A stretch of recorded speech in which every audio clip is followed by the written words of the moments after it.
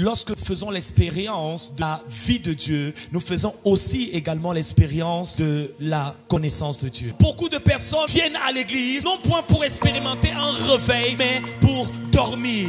L'église n'est pas le rassemblement d'hommes et de femmes qui sont en train de fuir la terre pour aller au ciel. L'église est le rassemblement des élus de Dieu avec le mandat d'amener la réalité de Christ dans leur génération. Qui que vous soyez, vous êtes tous appelés à passer par une vallée pour atteindre le sommet de votre manifestation. La vallée, dans sa symbolique prophétique, est la représentation du lieu de préparation. Il y a des saisons par lesquelles Dieu permet que nous puissions passer. Souvent, ce sont des saisons marquées par l'adversité, certaines solitudes, certaines afflictions. Et c'est pour nous équiper, briser des choses en nous qui limitent notre capacité à manifester sa divinité. Qui que vous soyez, vous êtes appelés à passer par la nuit. C'est dans le curriculum vital de Dieu, l'un des passages obligatoires pour découvrir qui est Dieu et qui nous sommes en Dieu, c'est de passer par une saison qu'on appelle la nuit. C'est une saison où Dieu nous soumet à plein de tests, nous soumet à l'adversité, nous soumet au mort, il nous soumet au coup, nous soumet à la trahison. Il a dit à Israël, Deutéronome chapitre 8 et chapitre 11, c'est moi l'Éternel, je vous ai fait passer par ce chemin, je vous ai amené dans le désert,